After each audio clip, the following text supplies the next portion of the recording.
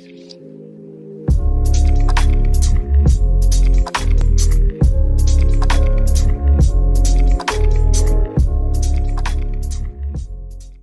to The Analytic Christian. I'm Jordan, and this is the channel that helps you explore Christian philosophy and theology. Today, we're going to be looking at another one of Dr. William Lane Craig's animated videos, where he presents the Leibnizian cosmological argument. And I brought on a guest. I almost called you doctor. Yeah, Thomas too soon. Oberle. He is a PhD candidate at the University of Alberta. And one reason I wanted to get you on, I caught an interview that you did with Alex Malpass on thoughtology. And it seems like you are studying a topic closely related to this argument, which is infinite regresses. And it seems like you've thought about this argument. So can you, before we get into the video, you want to say anything about what you're studying? Yeah, so my research focuses on the question of the well-foundedness of ground. And what that just means is that I focus on the issue of whether grounding relations or relations of ontological dependence can regress infinitely, or whether they must terminate in something fundamental. And so this is an issue that arises in sort of the contemporary metaphysical literature on grounding, but it has a sort of direct connection with and direct application for these really neat cosmological arguments that have been around for a long time. So there's a lot of sort of overlap in the way that people make arguments for either side. And so it's just cosmological arguments are a really neat application of this issue that I'm studying. Awesome. Okay, so here's the basic structure of the video. I'm going to play clips from Dr. Craig's video and pause them periodically and let you comment on that clip. Sound good? Sounds good. Everything that exists has an explanation of its existence. If the universe has an explanation of its existence, that explanation is God. The universe exists. From these, it follows logically that the explanation of the universe's existence is God. So let me just pause it there. It's an interesting formulation because of premise 2. I think premise 2 is likely to strike some people, or some people are likely to be surprised by premise 2, because it seems kind of presumptuous to say that, if the universe does have an explanation, it has to be God. So, and I know Craig kind of brings this point up as well. I'm not like it. He has this formulation in his book, Reasonable Faith. And then I'm not sure if he got it from somewhere else, or if it's kind of his original formulation, but just the formulation alone is interesting in that respect. And that premise 2 kind of, when you're looking at this argument for the first time, premise 2 kind of jumps out at you, I think. That's just kind of a minor thing to note, but I think as far as, a cosmological contingency argument goes, it's I'd say pretty standard. And then like with any argument, the devil will be in the details. So yeah. Okay, we're going to keep going. The logic of this argument is airtight. If the 3 premises are true, the conclusion is unavoidable. But are they more plausibly true than false? The 3rd premise is undeniable for anyone seeking truth. But what about the 1st premise? Why not say, the universe is just there, and that's all? No explanation needed. End of discussion. Well, imagine you and a friend are hiking in the woods and come across a shiny sphere lying on the ground. You would, naturally, wonder how it came to be there. And you'd think it odd if your friend said, there's no reason or explanation for it. Stop wondering. It just is. And if the ball were larger, it would still require an explanation. In fact, if the ball were the size of the universe, the change in its size wouldn't remove the need for an explanation. Indeed, curiosity about the existence of the universe seems scientific and intuitive. Someone might say, if everything that exists needs an explanation, what about God? Doesn't he need an explanation? And if God doesn't need an explanation, then why does the universe need an explanation?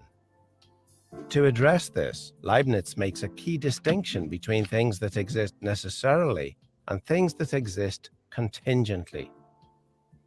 Things that exist necessarily exist by necessity of their own nature. It's impossible for them not to exist. Many mathematicians think that abstract objects like numbers and sets exist like this. They're not caused to exist by something else, they just exist by necessity of their own nature. Things that exist contingently are caused to exist by something else. Most of the things we're familiar with exist contingently. They don't have to exist. They only exist because something else caused them to exist. If your parents had never met, you wouldn't exist. There's no reason to think the world around us had to exist. If the universe had developed differently, there might have been no stars or planets. It's logically possible that the whole universe might not have existed. It doesn't exist necessarily, it exists contingently. If the universe might not have existed, why does it exist? I can keep going if you want, but they said several things in that little section, so we might want to pause and comment there. First, he gave that ball example. So it looks like so far we're just focused on the first premise. I want to say that. It looks like so far we're just focused on that first premise. And he gives this kind of ball example. Do you want to say anything about the ball example? Not really. It's just sort of meant to be an example, just to sort of get your intuitions going about the nature of explanation and what requires an explanation. It's sort of meant to motivate, the first premise, which is sort of just a version of the principle of sufficient reason, right?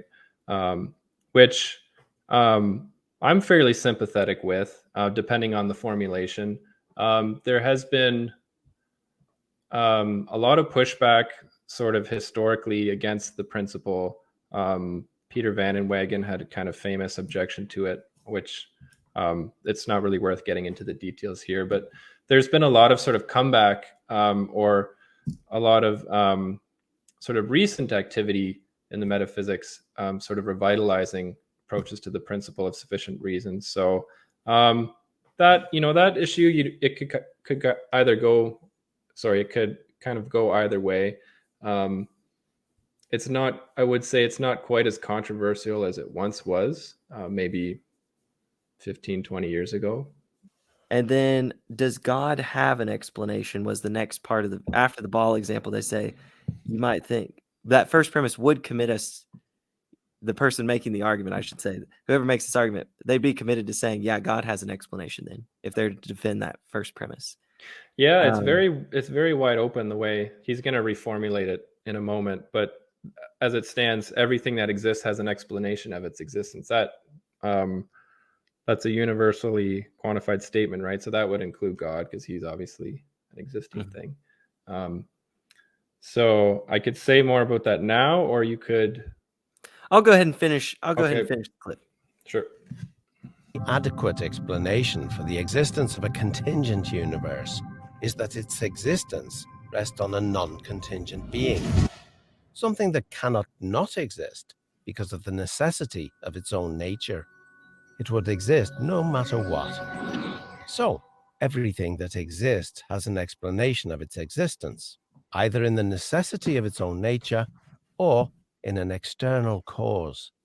The way Craig has formulated the premise to begin with, as I mentioned a moment ago, includes everything, right? So God kind of gets caught up in this explanatory project of explaining the existence of things.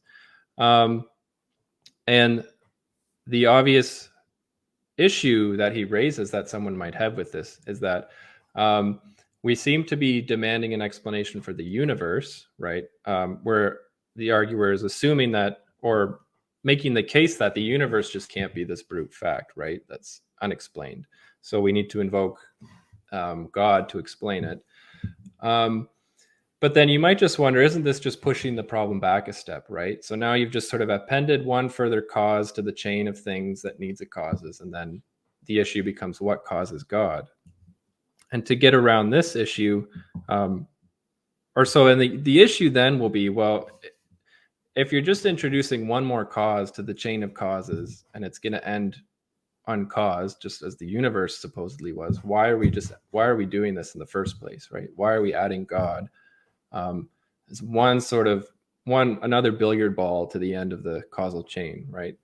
And so he appeals to this notion of this distinction between contingently existing things and necessarily existing things, right? So contingent things exist in virtue of something other than themselves, and necessary things, says Craig, exist in virtue of the necessity of their own nature.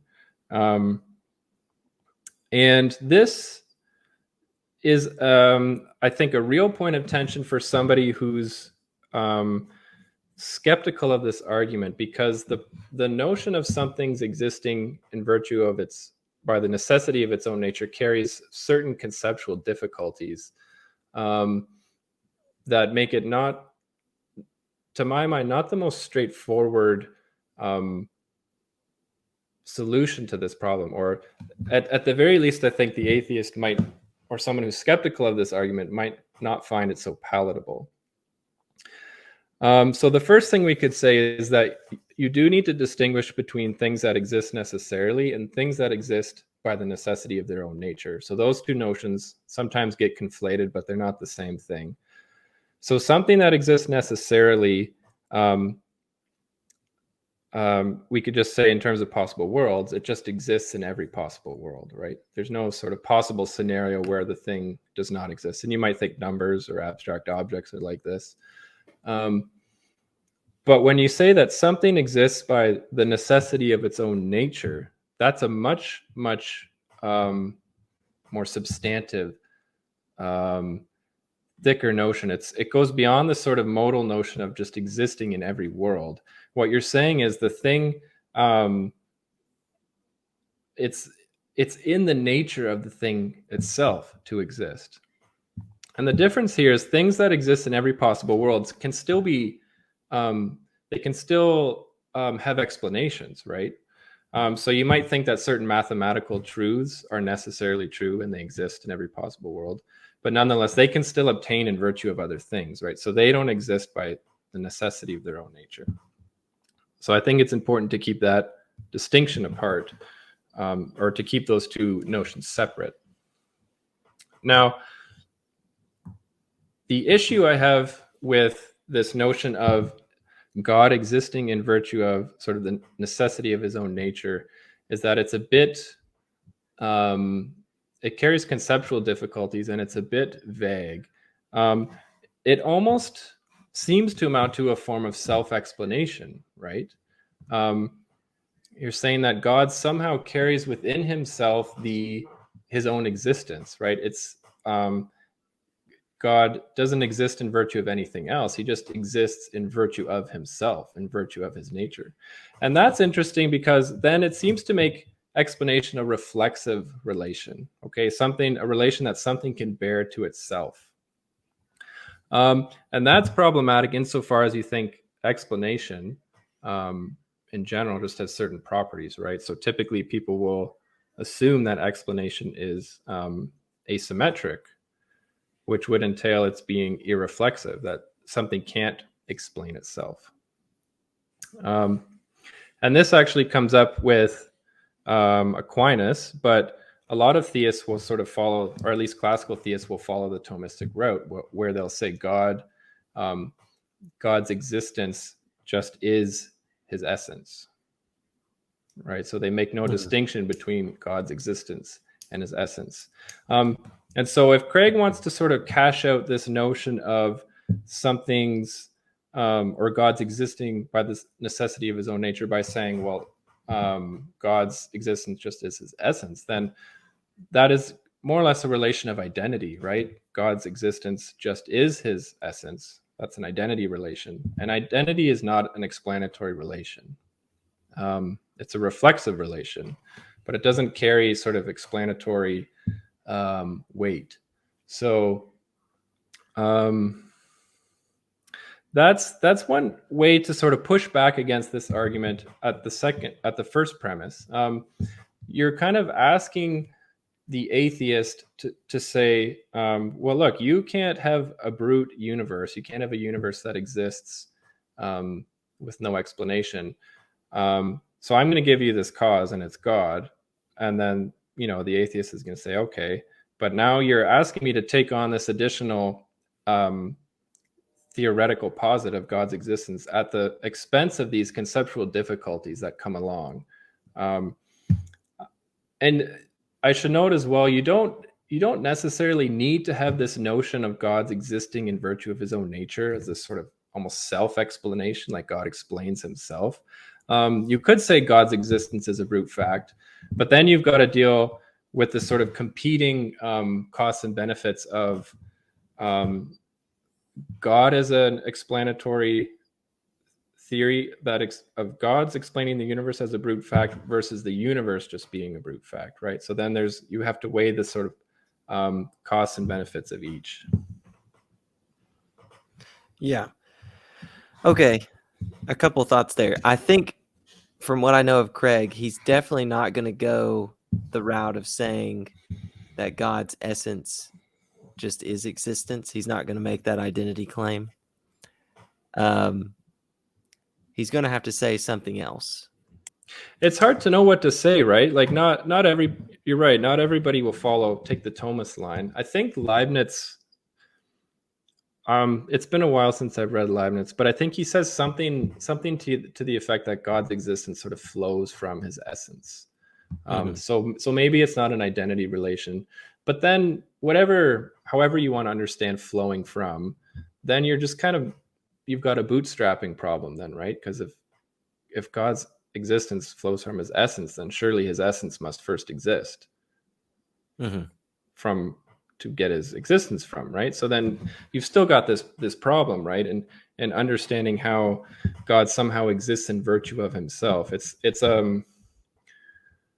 And I find that theists just kind of sort of wave this phrase around a lot as if it's not problematic, but it does carry these sort of really difficult conceptual issues.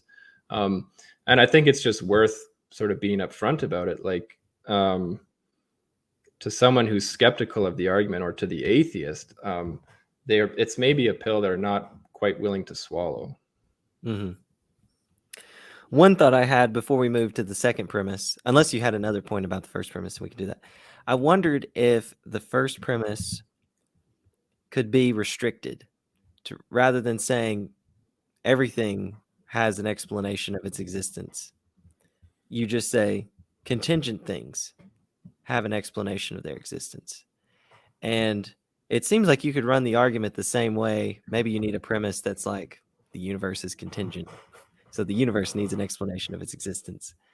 Something like that. But yeah, if you did that, then you might get around this potential objection. Like, this objection was, oh, well, if everything needs an explanation of its existence, and that includes God. But if you say contingent things need an explanation of their existence, then that objection won't work against that premise. Yeah, and I think you do find versions of the argument that sort of employ a more restricted version of the PSR. So yeah, they'll restrict it just to contingently existing things. So that would maybe do some work to sort of assuaging these concerns. Although the concerns I raised about God's existing in virtue of his nature, they're still going to come up down the line, right? For the theist in general, but maybe for the sake of the argument itself, you can sort of push that to the side if you restrict the first premise. Yeah, I guess my thought there was, if you restricted that first premise to just contingent things, and so you end up with the explanation of the universe is God. I think that's the conclusion. I hope I'm remembering that right. It's been a little while, but if you end up with that, it would be something like the explanation of this contingent thing is a necessary being.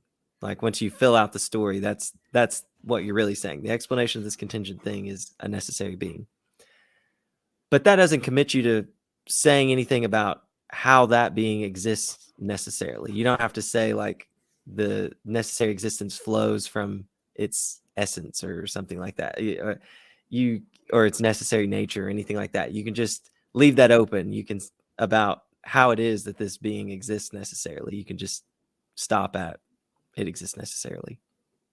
Yeah, I suppose that's right. And usually there's a premise in there that something to the effect that sort of no contingent thing could explain why there are any contingent things at all. Right. Yeah, something like that. So yeah, that would sort of get you to this conclusion that something necessary explains why there's anything contingent. And then, yeah, you'd have to do a little bit more work then to sort of establish that necessary being is God. But that's kind of the case for every cosmological argument. Yeah. Okay, I think we've said enough about premise 1. Let's go ahead and move to premise 2. What about our second premise? Is it reasonable to call the explanation of the universe God? Well, what is the universe? It's all of space-time reality, including all matter and energy. It follows that if the universe has a cause of its existence, that cause cannot be part of the universe. It must be non-physical and immaterial, beyond space and time. The list of entities that could possibly fit this description is fairly short, and abstract objects cannot cause anything. Leibniz's contingency argument shows that the explanation for the existence of the universe can be found only in the existence of God. Or, if you prefer not to use the term God, you may simply call him the extremely powerful, uncaused, necessarily existing, non-contingent, non-physical, immaterial, eternal being who created the entire universe and everything in it. Yeah, what are your thoughts on the second premise? Yeah, I have a number of thoughts here. The first one is, so Craig, earlier in the video, he does mention this notion of causality, but it kind of becomes a little bit more explicit here that he's talking about causal explanation. He's talking about the universe having a cause, right? And this is interesting because at the start of the video, the argument is not formulated in terms of causes. It's formulated in terms of this sort of just more general notion of explanation, a sort of more generic notion of explanation. This, I think, poses a problem for Craig with regards to, there's two problems here, but the first problem it poses for the first premise. If what we've been talking about all along here is causal explanation, as opposed to maybe non-causal forms of explanation, which I can say a little bit about more later, I think that's going to make trouble for him with the first premise, because he's told us with the first premise that everything has an explanation for its existence, either in the necessity of its own nature or in something else. And so if what we're talking about now is causal explanation, then what Craig has to say is that God's existence is caused to exist in virtue of his own nature, which is kind of strange. Typically, the way theists formulate this, it's in terms of a non-causal form of explanation, which is, you might think, is a kind of grounding, the sort of issues that I work on. But it's non-causal in the sense that it's not something sort of producing something else sort of over time. Rather, it's more of a synchronic type of explanation through levels. So it's not a process that kind of unfolds over time as though a cause happens at one time and then the effect occurs at a different time, a later time. A non-causal explanation is more synchronic in that sense. And so if what we're talking briefly, yeah, in that interview that I mentioned at the beginning, I think you described grounding as like levels of reality. Mm-hmm. And I liked that little phrase you used. It might help people kind of get the idea. From one of the books that I read on metaphysics, they give this example, a clay statue. So it's like you've got the statue. What grounds the statue? Well, it's the clay. But you could ask, like, what grounds the clay? And you might say, like, well, it's these the particular elements or something like what grounds the elements. Oh, it's these subatomic particles moving and what grounds those. Like if there's things simply, so it's just levels of reality down. Am I getting the idea right? I hope I'm getting it right. Yeah, that's right. I think that's a helpful way to sort of think about how it's not a form of explanation that typically one would think of occurring over time. Yeah, so it's more a form of constitutive explanation where you're explaining things in a sort of non-temporal way via different levels of reality. So that's one way to put it. Yeah, I think that's helpful. So if Craig's not going to be equivocating on this notion of explanation that he's using in the argument, then if he's using this sort of causal notion of explanation, then it seems like he's got to say God's existence is caused to exist by the necessity of his own nature, right? And that just doesn't seem right, because the sort of classical theistic position is that God is uncaused. I would presume in any sense, right? And he certainly doesn't cause himself to exist, or he's not.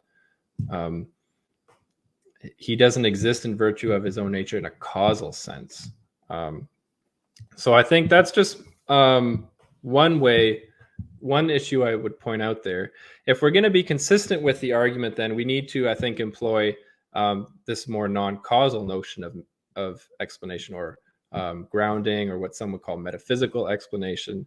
And this, I think, is just closer to what Leibniz had in mind anyway when he formulated the argument. If you read his work on the origin of things, he sort of explicitly juxtaposes the type of explanation you get with causes versus the type of explanation you get with reasons. So that I think would be more in line with Leibniz anyway. But if we then, to remain consistent, are going to employ this non-causal notion of explanation, then I think the argument succumbs to a fairly straightforward objection, which is that when you consider this type of explanation, it's fairly uncontroversial to say that collections of things are explained in terms of their members. And so this gets back at the issue you raised earlier with the first premise. It depends what we mean by the universe here, okay? So if we're just considering the universe as a sort of totality of a collection of different things, then if you want to say what explains the universe as that totality or collection, a fairly straightforward answer is just to say the collection is explained in terms of the members. So once you've explained each of the members of the collection has an explanation. There's sort of no further explanation required. And so what this would sort of look like is if you have kind of an infinite regress of, say, contingent propositions or contingent facts, or I guess Craig's formulated the argument in terms of existing things. But if you have this infinite regress of things, each thing just has an explanation in virtue of something else, right? And that goes on forever. So nothing goes without an explanation. And then insofar as all of them are explained, the collection is explained. And so it doesn't really matter what the collection is, if it's a set or a conjunction or a plurality. I think the same sort of principle of explanation holds regardless. So that's kind of, I think, a fairly standard way to push back against the second premise. You can sort of maintain that the universe as a collection, however you want to cash that out, is explained in terms of its members. And then you can agree with the first premise that the universe has an explanation, but just disagree that it has to be something external to the collection. One way to maybe push back against that is there's an explanation where you've explained all the members, but there's something still left unexplained, which is why it is that you have this maybe like sequence of grounding. So it's like you've got these levels of reality arranged this way, but you could have had this other arrangement, this other kind of grounding arrangement. Or you could have had like no grounding arrangements at all. They're just so it seems like even if you've explained everything in that set, you haven't explained something, which is why there's that arrangement, or I don't know if there's a nice term for that. There is. So Alexander Proust uses this term that explanation is not agglomerative. I don't know if that sounds familiar to you or not. I don't know where he got that term. But the point he's making is that so the objection I'm raising is the one that Hume raised, David Hume. And some, like Alexander Proust and others, will argue that it's not necessarily the case that when you've explained the members of a collection that you thereby explain the collection as well. And so he gives just a number of counterexamples or scenarios where you might have a collection of things and each has an explanation, but nonetheless you fail to achieve an explanation of the whole or of the collection itself. One example might be like if you have a bunch of people gathering together in a city for a conference and you sort of explain all the little causal antecedents of each person that arrived there, you might have an explanation of why they're all, like you'll have that sort of explanation of each person being there. But if you're not pointing out the fact that they're all there because there's a conference occurring, then it seems you've left something unexplained, right?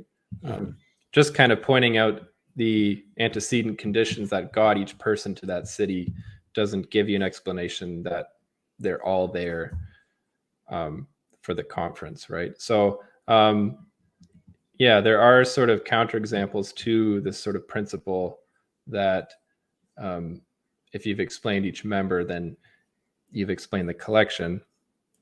The key question will be to say why, when it comes to the universe, in this case, why does this happen to be a case where there is a explanation or reason outside of the collection itself? So that seems to me it's the very thing that needs to be demonstrated, right?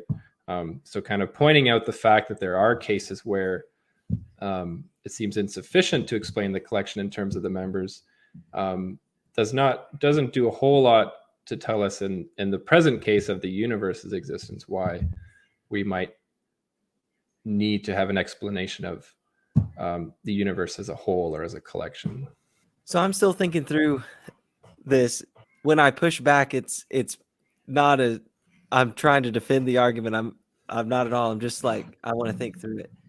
I guess what I might think about that is I might think there's all these complicated, both causal relations going on, like I'm caused by my parents and my parents are caused by, on back through time. And then you also have these like grounding, like I mentioned, the kind of levels of reality.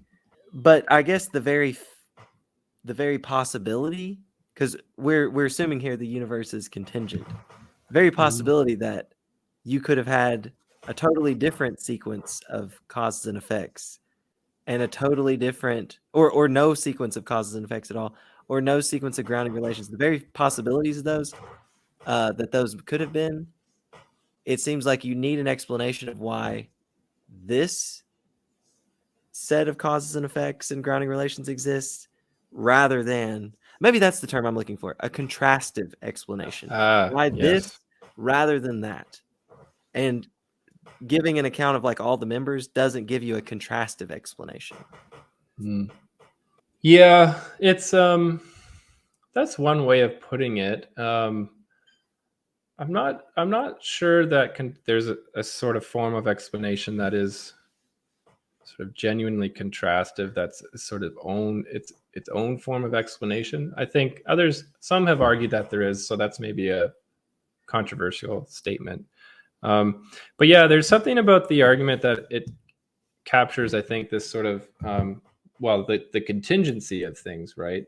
The fact that any given thing could have been otherwise or might not have existed. And it gets back to this issue of I think, having to say that sort of no contingent thing can explain why there are any contingent things at all, right? Because on the sort of proposal that I'm sort of putting forward here, what you would have is, right, you wouldn't have a sort of necessary being at the end of the causal chain or at the end of the explanatory chain explaining it all, right? What you would just have is a sort of limitless sequence of contingent things, each explaining the next forever. And so, yeah, people will take issue with that insofar as they think if everything is contingent and you can't explain why there are any contingent things in terms of more contingent things, then there's going to be a problem. And so a number of thinkers will argue that if you're going to explain the existence of any sort of contingent thing in terms of contingent things, there's something maybe circular about that proposal, right? And so it gets back into this issue of the sort of formal properties of explanation and whether explanations can be reflexive or not. And so they'll usually sort of defend the argument on those grounds that if you're going to make the proposal that I've made, it sort of amounts to a kind of explanatory circle, which is problematic. Mm-hmm. Okay. Did you, before we wrap up, did you want to say anything else, or? I don't think so. I think we've covered a lot of ground. Yeah. Well, this was fun. And I'll just mention to the viewers, this video is part of a series of videos where I interview theists, specifically theistic philosophers who specialize in either on the argument that we're discussing or maybe the topic more generally. And so this is an area where you're writing, I guess your dissertation is going to be written on, I don't know that you're going to get into cosmological arguments at all, but the idea of infinite regresses and explanations of things, grounding relations, that's going to be part of this. So it seemed relevant. And you are a theist. So it seems like you end up not buying this argument. I'm curious, is there any version of a cosmological argument that you're like, that one's pretty promising? Or do you think all cosmological arguments are going to struggle? There's definitely important differences between different kinds of cosmological arguments. So if one suffers from an issue, another necessarily doesn't. The funny thing with these kinds of arguments, like the contingency argument and sort of different variations of it, is that they center around their explanatory arguments, right? So they really hinge on the nature of explanation. And so there's, I think, a lot of leeway when it comes down to the sort of nitty-gritty details about what needs to be explained and how it is explained. And just in my investigation of these issues, I've found there are fairly, I think, straightforward ways to push back against these arguments when it comes to these sort of explanatory issues. And I have written a couple papers on these that have been published. So the one was on the sort of Thomistic version of the argument. Another one called No Work for Fundamental Facts deals with more of the metaphysics side of things, but does apply directly to this issue that we've been discussing. I'm not sure about any other arguments that I would find more convincing or not. I need to, I've always really liked the Kalam cosmological argument. I know that's Craig's favorite. I have not dug into that because it deals with a lot of more the sciencey stuff, right? And sort of mathematical issues to do with infinity. So maybe I'll get to that in my future work, but I have always really liked that argument. That's interesting. That one's come under a lot of scrutiny. I know. I mentioned the playlist, but on that argument in particular, so far the only person I've interviewed on the Kalam is Adrian Moore at Oxford, and he pushed back on the Hilbert's Hotel, that argument for the beginning of the universe. So go check out that interview. Yes, I will. Okay. Well, this was fun. I really appreciate you coming on. Thank you for doing it. Well, you're very welcome, and I enjoyed it a lot. Thank you. All right. Thank you all for watching, and keep exploring Christianity.